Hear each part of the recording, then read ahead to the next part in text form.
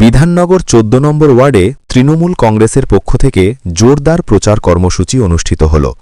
এলাকার বিভিন্ন প্রান্তে মিছিল, জনসংযোগ ও প্রচারে অংশ নেন দলীয় নেতাকর্মীরা। প্রচারের শেষে একটি ব্যতিক্রমী দৃশ্য নজরে আসে। রিকশা চালালেন সাংসদ বাবুল সুপ্রিয়, আর যাত্রীর আসনে বসেন তৃণমূল প্রার্থী তাপস চ্যাটার্জি।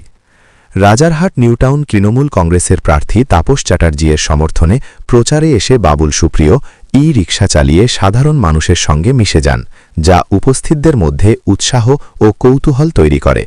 দলীয় নেতৃত্বের দাবি, মানুষের এই বিপুল সমর্থনই আগামী নির্বাচনে জয়ের ইঙ্গিত দিচ্ছে।